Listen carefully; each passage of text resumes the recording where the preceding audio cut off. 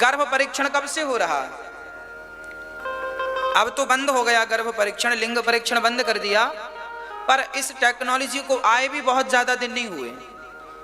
हम कहें कि 40 साल हुए हैं तो लगभग 40 साल से और कम ही वक्त हुआ होगा इस टेक्नोलॉजी को आए। परंतु हमारे भागवत जी में हजारों साल पहले ये लिखा था कि मां के पेट में बच्चे का स्त्री पुरुष के चिन्ह तीसरे महीने में तैयार होते हैं। हजारों साल पहले लिखा था, मैं लिखा भागवत जी का बोल रहा हूं, साइंस तो अभी कह रही है। साइंस ने वही कहा है जो हमारे वेदों ने हजारों साल पहले कह दिया। आज साइंस की 4 पुस्तक पढ़ने से आप कोई वैज्ञानिक ना बन जाओ, हल्दी की गांठ रख लेने से कोई पंसारी नहीं हो जाता। आज जो साइंस की बातें करते हैं नौजवान बच्चे, इनके पास केवल हल्दी की गांठ बस है और ये अपने आप को पंसारी समझे जा रहे हैं। अरे पंसारी बनने के लिए सारी जड़ी बूटियों का संग्रह करना पड़ता, तब पंसारी कहलाते हैं। पंसारी जानते हो कि नहीं आप लोग? अरे बाजार में जिसकी दुकान में जड़ी बूटियां मिलती उसे हमारे यहाँ पंसारी कहते हैं। पंसारी बोलते हैं, आप क्या क्या बोलते हैं? हाँ पंसारी बोलते हैं। ठीक है, आजकल के बच्चे 1-2 साइंस की बुक पढ़ लेते हैं अपने आप को। मैं साइंस जानता हूं, मैं साइंस। आओ तुम्हें बताएं साइंस। साइंस क्या है बता दूं? आज के 1950 जब भारत में संविधान लागू हुआ था, उस संविधान लागू होने के पहले 1950 26 जनवरी को तो लागू हुआ। उसके पहले की घटना है कि सारी दुनिया ये मानती थी कि पृथ्वी चपटी है। देश आजाद हुआ 15 अगस्त 1947 को। तब तक दुनिया छोड़ो, नासा के साइंटिस्टों ने माना था कि पृथ्वी चपटी है, क्योंकि बाइबल में लिखा है कि पृथ्वी चपटी है। बाइबल में लिखा है कि पृथ्वी का आकार कैसा है?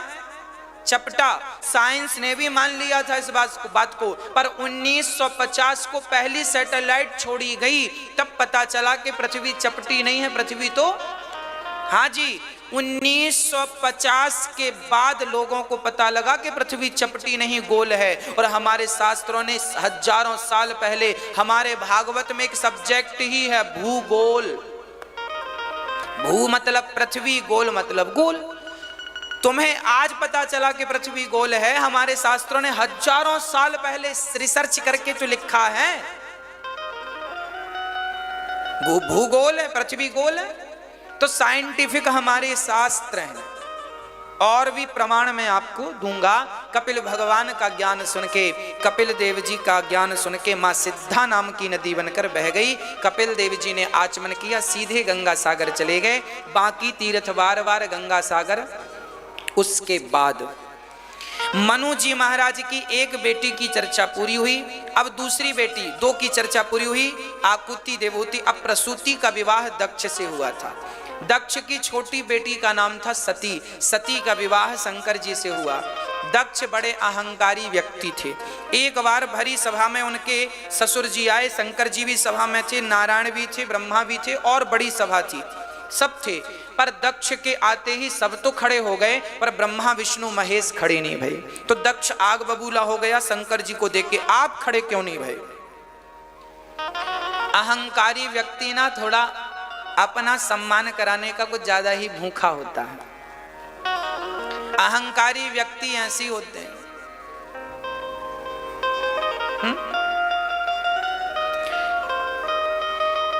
अहंकारी दक्ष ने गालियां दी से क्यों बुला लिया, ना उठने का ज्ञान ना बैठने का। भरी सभा में शंकर जी को जो गालियां दी, पर धन्य है शंकर जी, कर्पूर गौरम, करुणा के अवतार हैं। शंकर जी को गुस्सा नहीं आई। दक्ष ने श्राप दे दिया, जाओ तुम यज्ञ में तुम्हें भाग नहीं मिलेगा। शंकर जी चुपचाप उठ के चले गए, उन्होंने कोई प्रत्युत्तर। अच्छा, आप लोगों को कोई गाली दे तो आपको भी गाली देना चाहिए क्या? हाँ या ना? आप तो देते हैं। आप यहां तो ऐसे ऐसे कर, नहीं देना चाहिए महाराज, पर आपको प्रैक्टिकली जिंदगी में तो आप पलट के देते हैं, आप बोलते हैं। इससे कोई समाधान नहीं है। शंकर जी ने गालियां नहीं दी, दक्ष ने गालियां दी, और शंकर जी ने भी गालियां दे दी होती तो फिर दक्ष में और शंकर जी में अंतर क्या रहता? अच्छा, कुत्ता आपको काटे तो आप भी कुत्ते को काटोगे क्या? कि इंजेक्शन लगा के इलाज कर लोगे? कुत्ते को काटना तो समाधान नहीं है। आपको कोई गाली दे तो आप भी गाली मत दिया करो, यह समाधान नहीं है। गालियों के बदले गाली नहीं होनी चाहिए। शांति। जब दुष्ट अपनी दुष्टता नहीं छोड़ता तो सज्जन को अपनी सज्जनता। भाई आपका स्वभाव, भाई गुलाब का स्वभाव ये है, ये देखो गुलाब के ऊपर आप पांव रख दो तो ये आपको कुछ बोलेगा? ये इसे हम मसल दें हाथों में तो ये देखो इसका आकार बिगड़ जाएगा, पर ये मरते मरते भी हमें अपने खुशबू देकर, अब देखो हाथ में गुलाब नहीं है पर इसकी खुशबू इसने हमें दे दी। ये गुलाब का स्वभाव है कि इसे मसलने के बाद भी ये आपको खुशबू ही देता है। आपका स्वभाव गुलाब होना चाहिए, कांटा ना बनो। कांटा केवल चुभने के काम आता है और ये केवल सुकून देता है। ये देखने में भी अच्छा है, छूने में भी अच्छा है। हाँ, ये प्रेम का प्रतीक है ना, भगवान को चढ़ाया जाता है प्रेम से।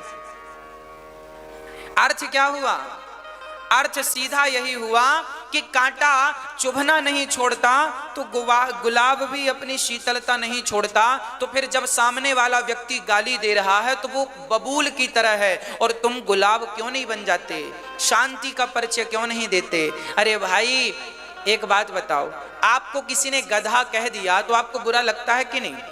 यदि कोई कहे तुम गधे हो, आपको बुरा लगता है कि नहीं? क्या नहीं? अच्छा, आप महान हैं फिर। अच्छा, कई लोगों को बुरा लगता है, जिनको बुरा लगता है हम उनसे बात करें थोड़ी देर। आपको गधा कहने से, आपको कोई कहे तुम गधी हो, गधे हो, बुरा लगता है? हाँ। अच्छा ये बताओ, क्या सचमुच आप गधे हो, गधी हो? नहीं। जब हो ही नहीं तो फिर बुरा क्यों लगा?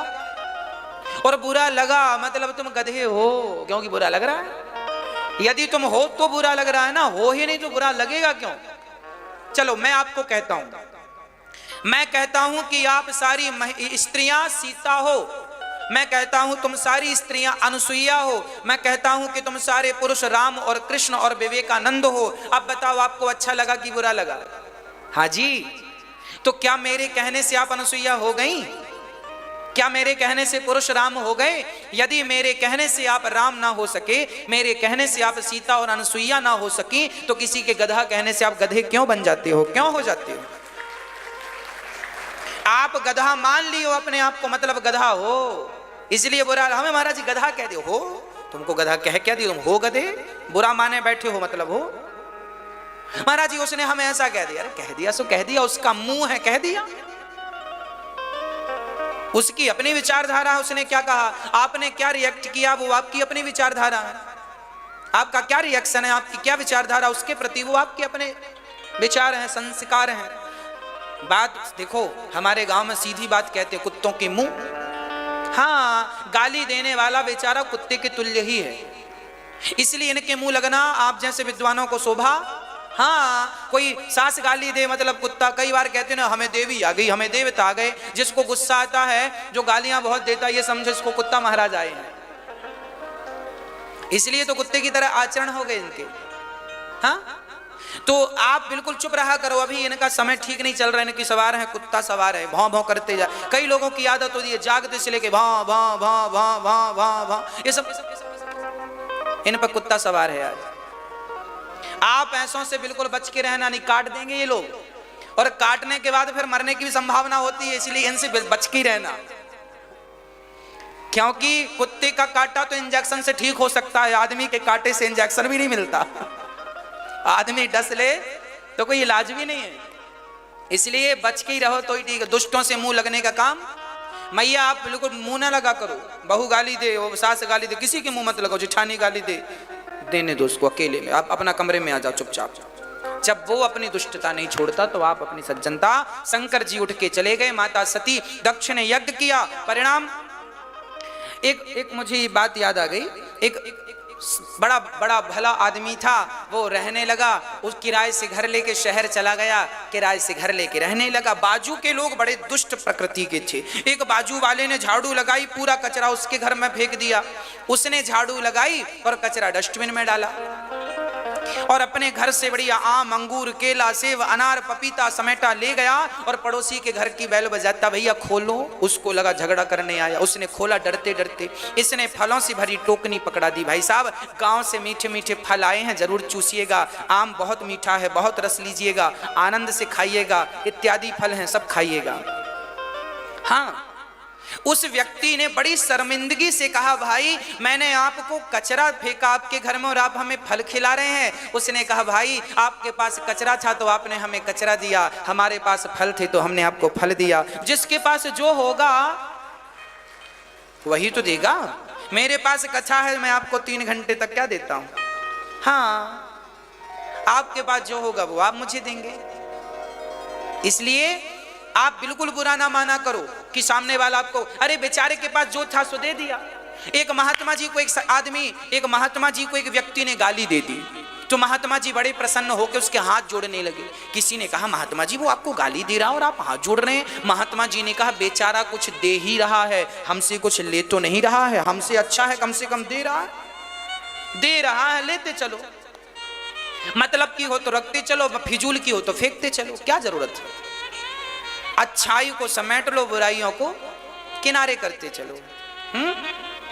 जैसे सुपड़ा सांप बचा लेता है, थोथा दे उड़ाए, कचरे को उड़ा देता है ना, ऐसे ही आप सार ग्रहण कर लो। बाकी शंकर जी की पत्नी माता सती दक्ष के यज्ञ में गई, जल करके भस्म हुई, वह पार्वती बनी और शिव पार्वती का विवाह संपन्न हुआ।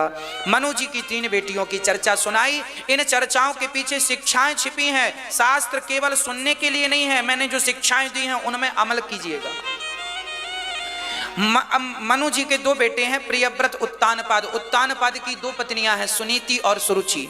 सुनीति के पुत्र का नाम है ध्रुव। सुनीति के बेटे का नाम क्या है और सुरुचि के बेटे का नाम क्या है। एक दिन ध्रुव जी अपने पिता की गोद में बैठने गए, पिताजी गोद में बिठा लो। पिताजी गोद में बिठाए, तब तक सौतेली माँ ने हाथ पकड़ के नीचे गिरा दिया, खबरदार जो इस गोद में बैठा। क्यों माँ, ये तो मेरे भी पिता हैं। ना तू अभागिन का बेटा है, मेरे गर्भ से जन्म लेगा तब इस गोद में बैठने का अधिकारी बनेगा। उस नन्हे से बालक का अपमान करके उसे नीचे कर दिया।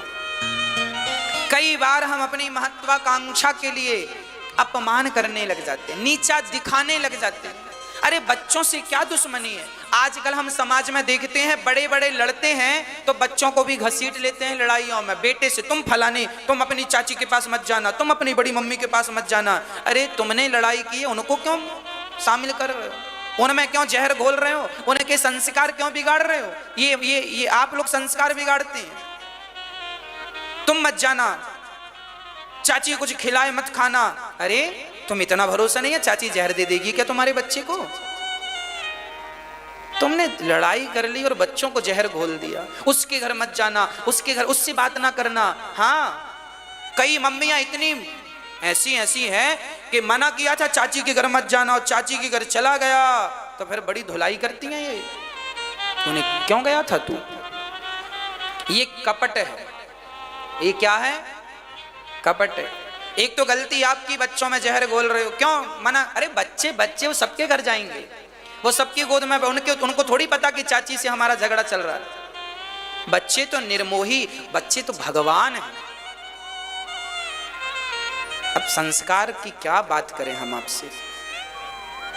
हाँ चलिए, अब ध्रुव जी महाराज जो हैं उसको नीचे, ध्रुव जी को नीचे कर दिया। ध्रुव जी तो रोते रोते घर गए। माँ सुनीति ने कहा, पुत्र क्या हुआ बेटा। माँ ने कहा, बेटे ने कहा, माँ मुझे गाली दी होती मेरी माँ ने तो मैं कुछ ना बोलता, पर कह दिया तू अभागिन का बेटा है। माँ क्या आप अभागिन हो।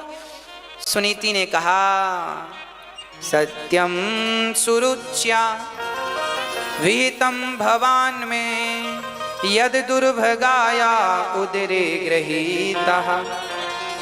बेटा सच कहा है तेरी माँ ने, हम अभागिन भाग्यशाली होते तो तुझे तेरे पिता की गोद में ना बैठा देते। अभागिन है इसलिए तो तुझे तेरा पिता ना दिला सकी।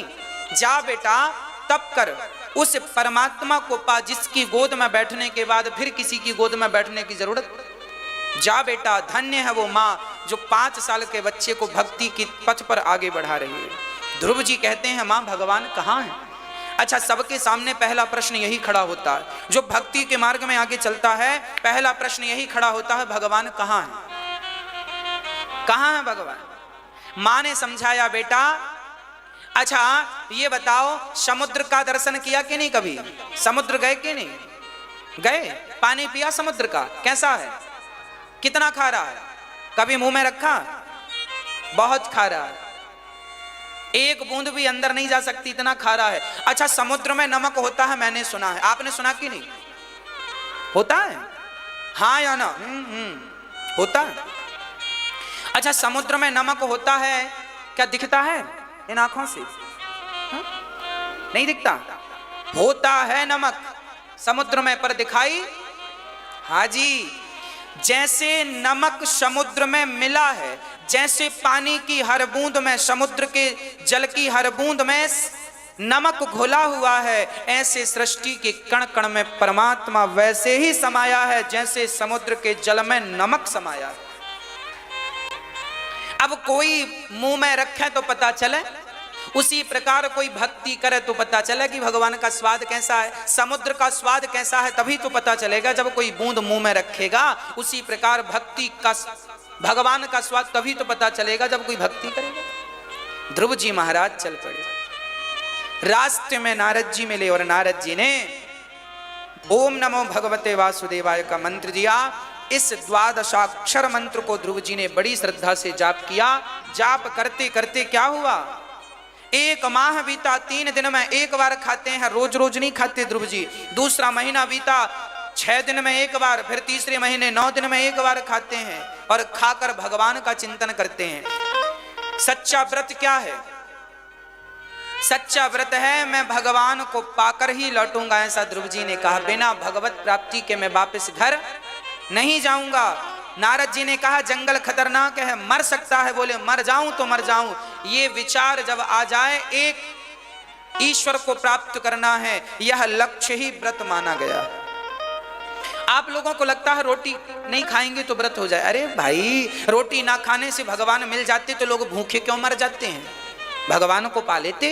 रोटी का त्याग व्रत नहीं है, अपने गलत आदतों का, काम का, क्रोध का, लोभ का, बुराई का, निंदा का, कपट का त्याग ही और भगवान को प्राप्त करने का संकल्प ही सबसे बड़ा व्रत माना गया है। ये व्रत है। हमने रोटियां त्याग दी पर झूठ बोलना नहीं छोड़ा। रोटी नहीं खाएंगे पर साबूदाना की खिचड़ी मिल जाए तो छोड़ेंगे नहीं, रबड़ी मिल जाए छोड़ेंगे नहीं, व्रत है। अरे मेरी माँ, व्रत ऐसा वाला भी रहना चाहिए। ये व्रत केवल पेट को फायदा दिलाता है, हफ्ते में 1 दिन भूखे रहो, पेट स्वस्थ रहेगा। सबसे बढ़िया व्रत कौन सा है? आज हम व्रत ले रहे हैं, आज से कभी असत्य नहीं बोलेंगे। लो व्रत मेरे साथ, आज से व्रत लो, किसी की निंदा, चुगली, बुराई नहीं करेंगे, ये व्रत है। आज से हम सदा 1 घंटा अपने घर पे कीर्तन करेंगे, ये व्रत लो। आज से हम सदा अपने माँ बाप की सेवा करेंगे, ये व्रत लो। आज से हम छल नहीं करेंगे, ये व्रत लो। आज से हम अहंकार नहीं करेंगे, ये व्रत लो। आज से प्राणी मात्र में भगवान का दर्शन करेंगे, ये व्रत लो। ऐसा व्रत कोई नहीं लेता। रोटी छोड़ के सब बैठे और दिन में सो भी रहे हैं खूब खूब। क्यों? जागेंगे तो रोटी की याद आएगी। ऐसे व्रत करते करते तुम्हारी हजारों पीढ़ियां बीत गई और तुम भी ऐसे बीतते जा रहे हो। व्रत का अर्थ ये है जो हमने कहा। भीष्म पितामह ने व्रत लिया, मैं अखंड ब्रह्मचर्य का पालन करूंगा, ये व्रत है। ध्रुव जी ने व्रत लिया, मैं भगवान को पाए बिना घर वापस, ये व्रत है। और ध्रुव जी की 6 महीने की तपस्या में भगवान प्रकट हो गए। पुत्र वरदान मांगो। ध्रुव जी महाराज ने भगवान की स्तुति, शंख का स्पर्श कराया। ध्रुव जी को ज्ञान हुआ, उन्होंने स्तुति की, हे प्रभु मेरे अंतःकरण में आप प्रवेश कर जाओ, मेरी वाणी सदा आपका गुणगान करती रहे, मेरे हाथ सदा आपकी सेवा में लगे रहें। यही वरदान मांगा है ध्रुव जी ने। भगवान ने 36,000 वर्षों का राज्य देके भेज दिया।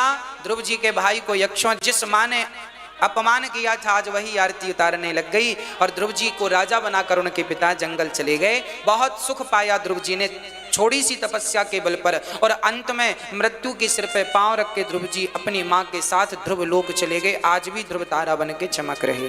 प्रिय भक्तों, भागवत जी में ये सारी कथाएं हैं, और इन कथाओं को सुनने से क्या होता है? इन कथाओं को सुनने से हमारा भी भगवान के प्रति प्रेम बढ़ता है, हमारी भक्ति बढ़ती है।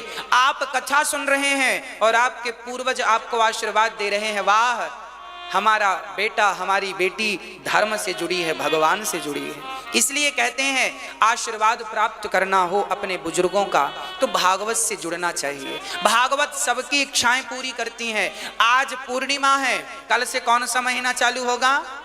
माघ का महीना। इस माघ के महीने में 2 फरवरी से यहाँ पर अष्टोत्तर है, 108 भागवत जी की पोथी बिठाई जाएंगी।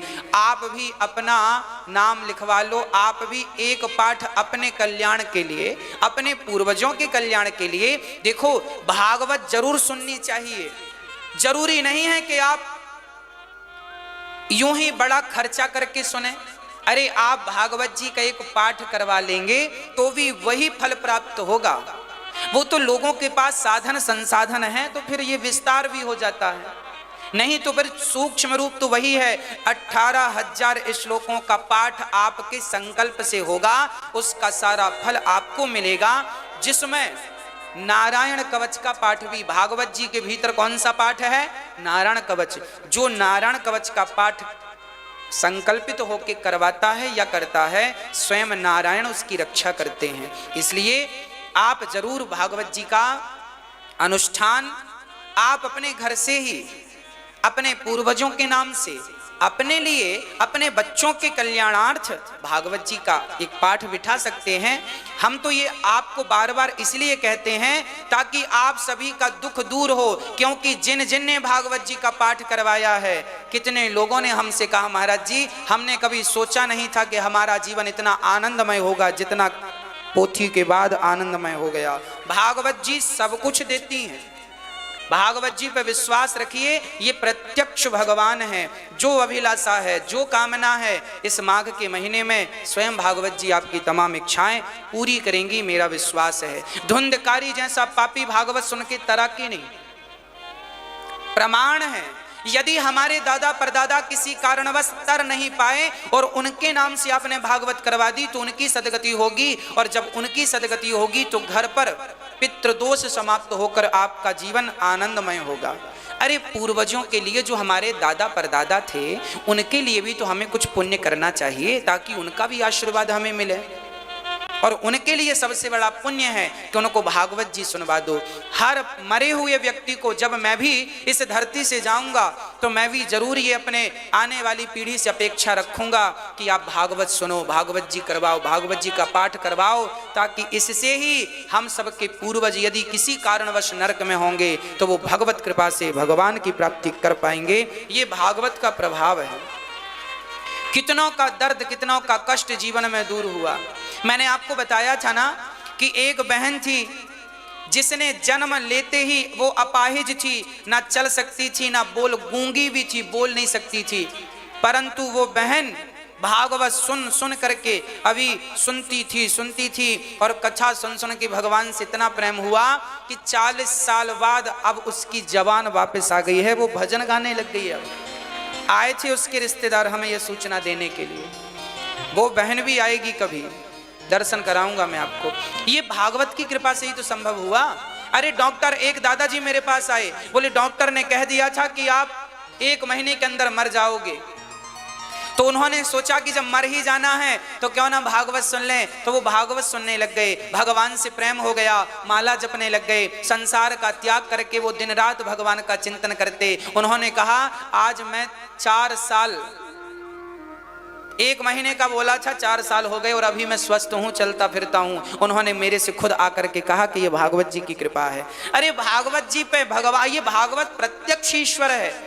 जो इच्छा है वो पूरी करने की जिम्मेदारी इनकी है। अरे प्रहलाद ने तो कह दिया खंबे पर भगवान है, निकलना ना निकलना भगवान की जिम्मेदारी, आप आओ या ना आओ। हमने तो विश्वास से कहा है, हमारे विश्वास की रक्षा करना भगवान का काम है। आपने यदि विश्वास किया है तो विश्वास की रक्षा करना भगवान का काम है, वो पूरा करेंगे। एक पीपल जरूर लगाना चाहिए। आपके घर के आसपास जगह हो तो जरूर पीपल लगाओ, उसकी सुरक्षा करो, बड़ा हो जाए आपको बड़ा सुख मिलेगा। जब आप पीपल को देखेंगे, वाह ये हमने लगाया है ना, अच्छा लगेगा, कुछ तो अच्छा कर लो। इसलिए पीपल, अच्छा वृक्ष भी हमारे बच्चे ही तो हैं। कौन है वृक्ष? बच्चे।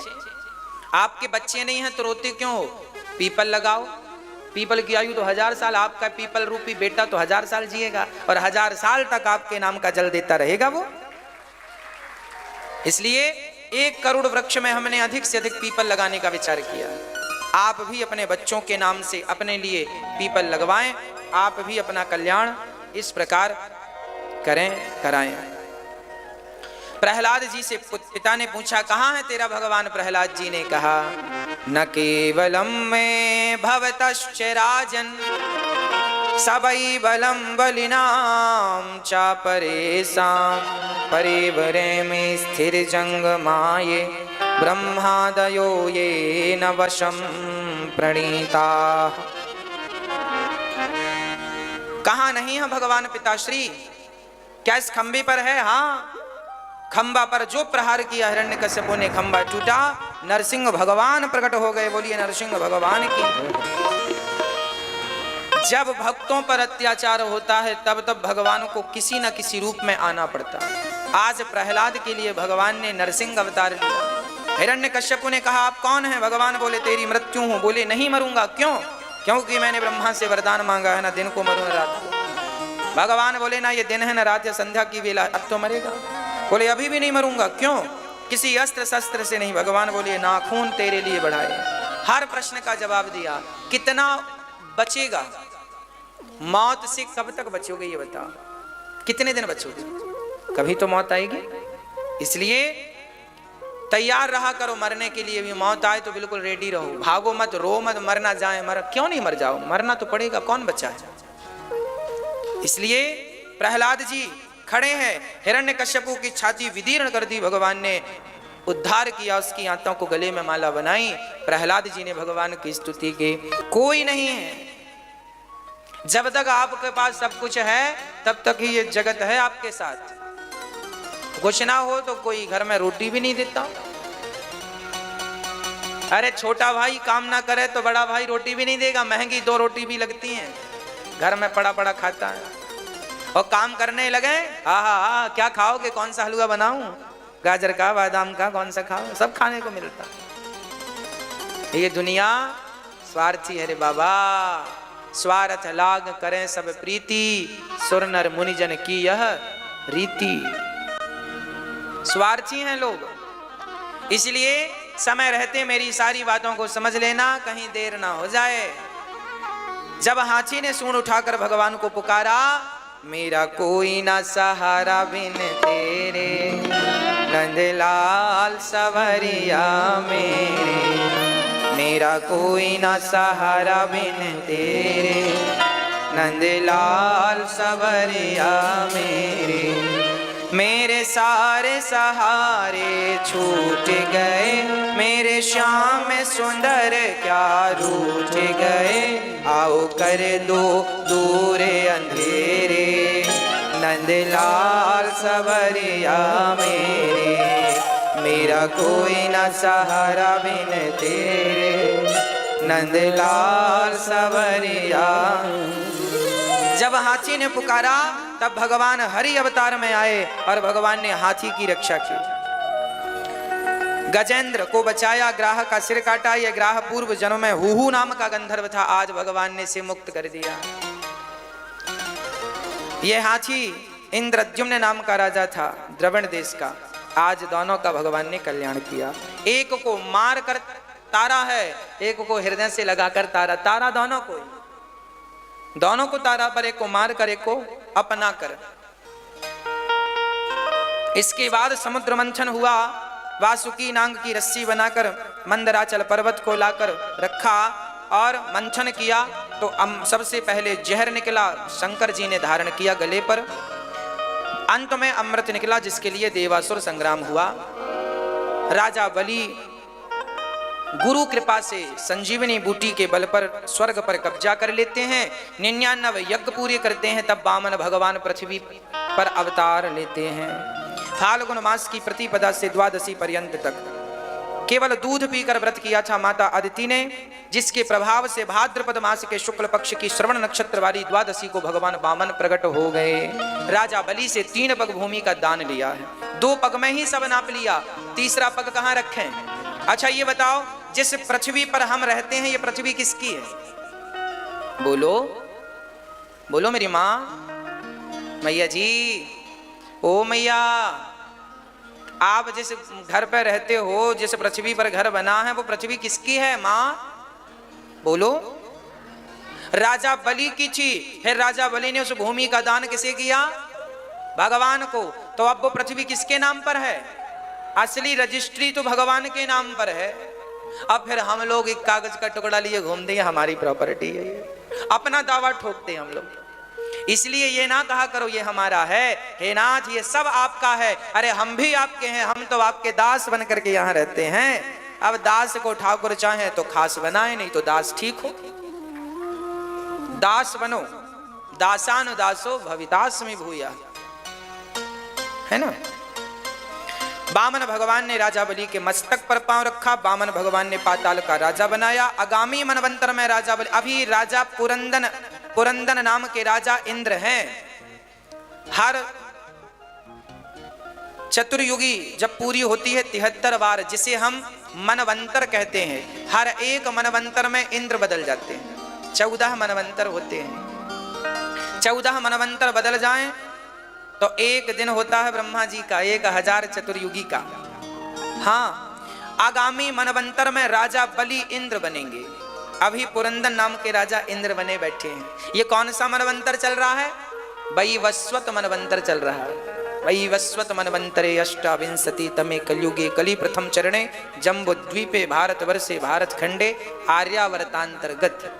इसे आर्यवर्त भी कहते हैं, जम्बुद्वीप भी कहते हैं, भारतवर्ष भी कहते हैं। तो ये भारत का ये परिचय है, ठीक है। ये वैवस्वत मनवंतर चल रहा है। इसके बाद जो मनवंतर आएगा उसमें राजा बलि इंद्र, जैसे प्रधानमंत्री 4-5 साल के होते हैं, फिर चुनाव होगा, जीतेंगे सो फिर बनेंगे। हाँ, उसी तरह इंद्र का पद भी 71 चतुर्युग का होता है। सतयुग त्रेता द्वापर कलयुग, सतयुग त्रेता द्वापर 71 बार बीते तब एक मनवंतर, फिर हट जाते हैं। अच्छा, ब्रह्मा भी 100 साल के हैं केवल, उनका एक दिन इतना बड़ा है कि 1000 बार चतुर्युग बीत जाते हैं उनके एक दिन में। ब्रह्मा के एक दिन में 14 मनवंतर बीत जाते हैं। चलिए, अब आप इतना समझो कि अगली बार राजा बलि इंद्र बनेंगे बस, और हनुमान जी ब्रह्मा जी बनेंगे अगली बार। इसलिए हनुमान जी की सेवा में लगो, राम जी की सेवा में लगो। अगली बार हनुमान जी ब्रह्मा जी बनेंगे तो फिर आपका भी कोई काम आम होगा तो करवा दिया करेंगे। हाँ भाई, हमारा पड़ोसी यदि प्रधानमंत्री बन जाएगा तो थोड़ा बहुत तो काम करा ही देगा हमारा। तो हनुमान जी तो अभी दोस्ती कर लो आप लोग, कल को ब्रह्मा जी बनेंगे तो फिर आपका भी काम बन जाएगा बढ़िया वाला। मानस पुत्र फिर आप ही बन जाना, मानस पुत्रियां बन जाना, सब चकाचक है, आनंद है। बस संबंध बना लो, भगवान से रिश्ता बनाने के बहुत फायदे हैं।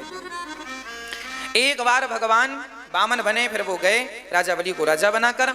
एक बार भगवान मत्स्य अवतार बन के हयग्रीव नाम के दैत्य का उद्धार करते हैं। एक बार भगवान नारायण के पुत्र ब्रह्मा के मरीचि के कश्यपिनी के वंश में आगे हुए हैं राजा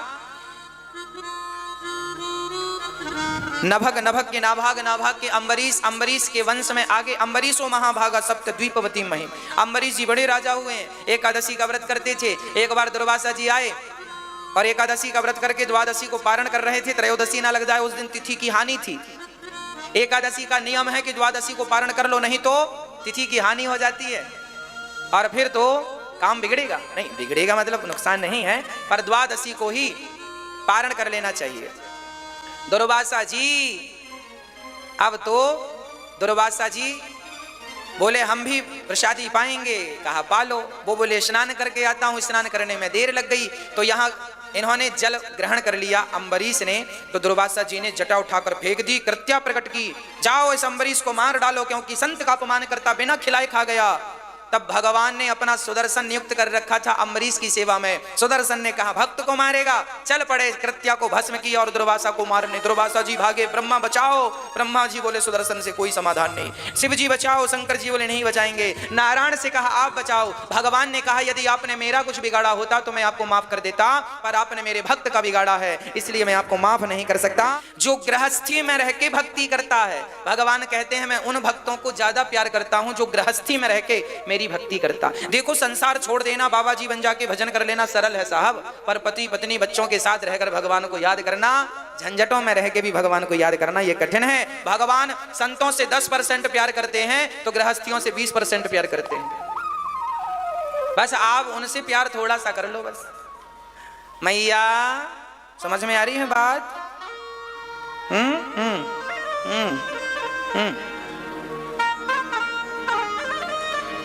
भगवान ने अम्बरीश के पास भेजा। अम्बरीश ने भगवान की प्रार्थना की, सुदर्शन भगवान को शांत किया, तब दुर्वासा जी बचे। इन्हीं के वंश में राजा सगर हुए। सगर जिनके 60,000 पुत्र जलकर भस्म हुए। सगर की दूसरी पत्नी से असमंजस के अंशुमान, अंशुमान के दिलीप के भागीरथ जी, जिन्होंने गंगा मैया को प्रकट किया। बोलिए गंगा मैया की। गंगा मैया ने प्रकट होकर पापियों का उद्धार किया। हम सभी के पाप धुलती हैं गंगा मैया। इन्हीं के बाद इन्हीं के वंश में खटवांग के दीर्घबाहु के पुत्र रघु के आज के दशरथ जी के यहाँ राम लक्ष्मण भरत शत्रुघ्न का जन्म हुआ। राम जी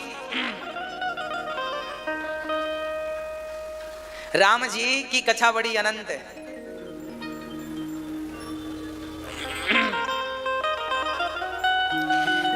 राम जी की कथा बहुत अनंत है, पर छोटी सी कथा भी है। एक सज्जन बोले राम जी की कथा बहुत छोटी। हमने कहा कैसे? उन्होंने कहा एक रहे राम, एक रहे रावण ना। हमने कहा अच्छा फिर क्या हुआ? बोले उनने उनकी नार हरी तो इनने उनकी नाश करी। बात समझ में आ रही है? एक रहे राम, एक रहे रावण ना। उनने इनकी नार हरी तो इनने उनकी नाश करी। छोटी सी बात की बातन्ना, तुलसी लिख दे पोथन्ना। आदौ राम तपोवनादि गमनम, इससे भी छोटी व्याख्या कर दी। एक रहे राम, एक रहे रावण ना। वाने वन की नार हरी, वाने वन की नाश करी। छोटी सी बातन की बातन्ना, तुलसी लिख दे पोथन्ना। राम कथा पूरी। बोलो सियावर रामचंद्र की जय। ये गांव के लोग राम कथा ऐसी कहते हैं, छोटी सी। वास्तविक में राम की कथा है तो अनंत, है तो विशाल, पर समझ में आ जाए एक बात तो वो एक इतनी सी बात ही हम सबको पार लगा देगी। राम क्या सिखाते हैं? राम नवमी को जन्म लेकर के, राम जी ने सीता से विवाह करके, माता पिता की आज्ञा का पालन करके, 14 साल का वनवास पूरा करके, राम जी ने भरत जी को हृदय से लगाकर राम सीता राम राजा बने, सिया जी रानी बनी। ये छोटी सी कथा हो या बड़ी सी, इससे हमें कोई मतलब नहीं कि राम की कथा छोटी है या राम की कथा बड़ी है। हमें तो मतलब इससे है कि राम की कथा से हमने क्या सीखा और आपने क्या सीखा, प्रेरणा क्या ली, शिक्षा क्या ली। राम ने अपने माँ बाप की आज्ञा का पालन करके, माँ बाप की आज्ञा का पालन करके माँ बाप की सेवा करने का हम सभी के अंदर भाव प्रकट किया है, सेवा करनी सिखाई है। आप भी अपने बच्चों को राम की चर्चा सुनाया करो, घर में बैठ के राम जी की पावन सी कथा सुनाया करो। भगवान राम का नाम यदि पत्थर पर लिख के फेंका गया तो जिस नाम ने पत्थर को नहीं डूबने दिया वो नाम आपको और हमें डूबने नहीं देगा। इस विश्वास से राम नाम जपा करो। सीताराम सीताराम सीताराम कहिए, जाहि विधि राखे राम ताहि विधि रहे। रावण बुराई का प्रतीक है, राम अच्छाई के प्रतीक है। रावण अधर्म का प्रतीक है, राम धर्म के प्रतीक है। हमेशा धर्म की विजय होती है, अधर्म पराजित होता है। यही राम रावण का युद्ध है। आज लोग दशहरे में किसका पुतला जलाते हैं? अच्छा, मैंने नहीं जलाया आज तक रावण का पुतला, क्योंकि मैं राम नहीं हूं ना। क्योंकि रावण को तो राम ही मार सकते हैं। दशरथ भी मार देते तो फिर राम को भी आने की जरूरत क्या थी? दशरथ जी मार देते रावण को। रावण का पुतला जलाना ये उचित परंपरा नहीं है। क्यों जलाया जाता है रावण, ये भी मैं आपको बताऊं।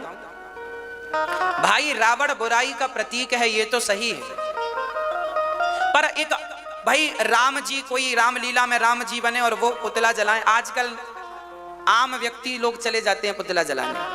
अरे भाई रावण बुरा था, माना कि रावण बुरा था, पर ये तो बताओ हमसे बुरा था या हमसे अच्छा था? बोलो।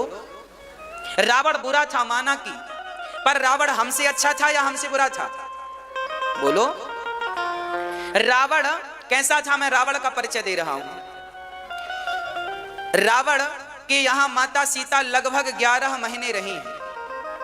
क्या रावण ने सीता, जब सीता की अग्नि परीक्षा हुई तो क्या सीता उस परीक्षा में फेल हुई? नहीं। अरे राम जी ने जब सीता को अग्नि में प्रवेश दिलाया तो सीता माता अग्नि की तरह ही पवित्र थी। रावण के यहां से सीता जब वापस आई तो राम ने रावण को मारा, ये तो राम का बल था, पर सीता रावण के घर से पवित्र लौटी, ये रावण की मर्यादा थी। रावण ने अपनी मर्यादा का उल्लंघन नहीं किया, तब की सीता, सच कहूं मेरी मां, तब की सीता रावण के घर में भी सुरक्षित थी, और आज की सीता गली में, मोहल्ले में, चौराहे में सुरक्षित नहीं है। और तो और मम्मी के पेट में आज की सीता आ जाए तो माँ बाप कहते हैं मुझे बेटी नहीं चाहिए, निकाल कर बाहर कर देते हैं। तब की सीता रावण के घर सुरक्षित थी, आज की सीता गर्भ में सुरक्षित नहीं है। तो आप ही बताओ तब का रावण खतरनाक था कि आज का रावण खतरनाक है? रावण ने, आपको बता दूं, रावण रोज सवेरे 4 बजे नहा कर जाता था और दूर से ही अशोक वाटिका में जाकर के सीता माता का दर्शन करता था। वो जानता था कि ये जगत जननी है। रावण की नीयत खराब नहीं थी, रावण तो अपना कल्याण करने के लिए सीता मां को लेकर आया था। अब हम लोग रावण की पुतली जला रहे हैं। अरे भाई चलो, पुतले जलाने का ठीक है, पर ये तो समझो कि पुतले जलाने के पीछे संदेश क्या है। हर साल रावण का पुतला जलाकर हम यही सीखते हैं और यही सीखना चाहिए कि जैसे रावण का चरित्र बिगड़ा तो उसके पुतले फूंक रहे हैं, यदि तुम्हारा चरित्र बिगड़ा तो तुम्हारी भी यही दुर्दशा होगी। ये ज्ञान कोई नहीं लेता, इस ज्ञान पर अमल कोई नहीं करता, बस पुतले जल रहे हैं। और आजकल रावण का पुतला भी वो लोग जला रहे हैं जो स्वयं रावण है। अरे राम तो बनो पहले, रावण जलाने के लिए। हाँ जी, तो राम कथा बड़ी अद्भुत है। राम अच्छाई पर, बुराई पर विजय का नाम राम है, बुराई की पराजय ही रावण है। तो आप भी अपने जीवन में कभी बुराई हावी मत होने दीजिएगा, सदा अच्छाई को बनाए रखिएगा, धर्ममय जीवन जिएगा और रावण का पुतला नहीं, आपके भीतर जो रावण जैसी बुराइयां हैं, अपने भीतर के रावण को मार दो, बाहर का रावण अपने आप मर जाएगा। यही रावण दहन है। अब राम कथा पूरी दास ने छोटी सी निवेदित की, भागवत जी में राम कथा छोटी। अब आपको हम कृष्ण जन्मोत्सव सुना रहे हैं। जो कथा यूट्यूब पर, टीवी पर कट जाए तो यूट्यूब पर अनिरुद्धाचार्य जी डालकर देख लीजिएगा। यूट्यूब पर आज ही 19 लाख सब्सक्राइबर्स हो गए हैं, 19 लाख लोगों का परिवार हो गया है। आप सभी का बहुत बहुत धन्यवाद, बहुत बहुत साधुवाद। मोबाइल पर यूट्यूब चैनल पर 19 लाख लोग फॉलो करते हैं, जुड़े हैं। 19 लाख लोग कथा से जुड़े हैं यूट्यूब के माध्यम से। और आप सभी का बहुत बहुत धन्यवाद जो आपने इतना प्यार दिया, स्नेह दिया। आप भी अपने मोबाइल पर यूट्यूब निकालिएगा, अनिरुद्धाचार्य जी डालिएगा। आज ही 19 लाख सब्सक्राइबर्स हुए हैं। आप भी यदि नहीं जुड़े तो आप भी सब्सक्राइब करें, लाल बटन होती है, क्लिक करिएगा। और व्हाट्सएप, फेसबुक के माध्यम से यूट्यूब की लिंक शेयर कीजिएगा ताकि औरों को ये ज्ञान का प्रकाश प्राप्त हो। प्रिय भक्तों, भगवान श्री नारायण के पुत्र हुए ब्रह्मा, ब्रह्मा के अत्रि, अत्रि के चंद्रमा, चंद्रमा से बुध, बुध से पुरुरवा, पुरुरवा से आयु, आयु से नहुस, नहुस से ययाति। इन्हीं के वंश में हुए हैं सूरसेन, जिनके पुत्र का नाम हुआ है वसुदेव, जिनके जन्म होते ही दुंदुभियां अपने आप बजने लगी थी, इसलिए इनका नाम पड़ा आनक दुंदुभी। आनक दुंदुभी इनका नाम पड़ा। वसुदेव जी की 5 बहनें भी थीं, जिनका नाम था प्रथा। प्रथा का दान कर दिया था कुंती भोज को, जो बाद में कुंती कहलाई, है ना। इसलिए भगवान कृष्ण अर्जुन को क्या कहते हैं? पार्थ। भगवान श्री कृष्ण ने अर्जुन का नाम क्या रखा है? अर्जुन को पार्थ क्यों कहा जाता है? क्योंकि प्रथा के पुत्र हैं, इसलिए पार्थ। इनकी मां कुंती का एक नाम है प्रथा। क्या नाम है? प्रथा। इसलिए प्रथा से पार्थ भगवान कहते हैं। पार्थ, प्रथा नंदन पार्थ। श्रुत देवा, श्रुत कीर्ति, श्रुत श्रवा, राजाधि, ये 5 वसुदेव जी की बहनें हैं। वसुदेव जी महाराज का विवाह कंस की चचेरी बहन देवकी से हुआ, और जब देवकी की विदाई कंस कर रहा था तभी आकाशवाणी हुई, कंस तेरी बहन को विदा कर रहा है, इसका 8वां गर्भ तेरा काल होगा। कंस ने तलवार लेकर मारना चाहा, वसुदेव जी ने कहा भैया बहन को मारोगे पाप लगेगा। तब क्या हुआ? छोड़ दिया और जेल में बंद कर दिया। पहला बच्चा हुआ, मार डाला। दूसरा, तीसरा, चौथा, 5वां, छठा, 7वें गर्भ में स्वयं बलराम जी आ गए। लक्ष्मण जी बलदाऊ बनकर आए शेष अवतार। भगवान ने देवकी के गर्भ को निकालकर रोहिणी के गर्भ में डाला और बलदाऊ भैया का प्राकट्य हुआ। उसके बाद कृष्ण पक्ष की अष्टमी तिथि, भादों का महीना, विजित मुहूर्त, रोहिणी नक्षत्र, तमद्भुतम बालकम अम्बुजेक्षणम।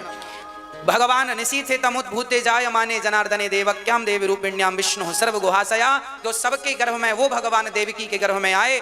सारे देवताओं ने सत्यव्रतम सत्य परम त्रिसत्यम कहकर स्तुति की, और अंत में भगवान भादों के महीने रात्रि के ठीक 12 बजे भगवान प्रकट हो रहे हैं। किस रूप में? तमद्भुतम बालकम अम्बुजेक्षणम चतुर्भुजम शंख गदार युधायुधम। आज भगवान प्रकट हो रहे हैं। भगवान नारायण चतुर्भुज रूप में प्रकट भये। देवकी वसुदेव ने कहा प्रभु आप स्तुति करते हैं। भगवान बोले जल्दी से हमें गोकुल लेके जाओ, यहाँ हम ठीक नहीं हैं। तो कैसे ले जाएं?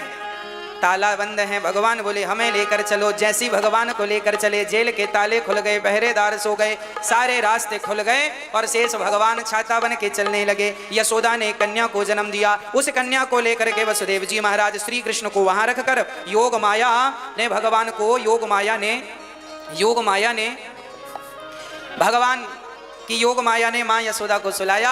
वसुदेव जी कन्या को लेकर आए। कंस ने देखा कि बेटी हुई है, पत्थर पट पटका, हाथ से छूटकर वो आकाश में गई। कहा तेरा सर्वनाश करने वाला प्रकट हो गया। और यहाँ ब्रज में उत्सव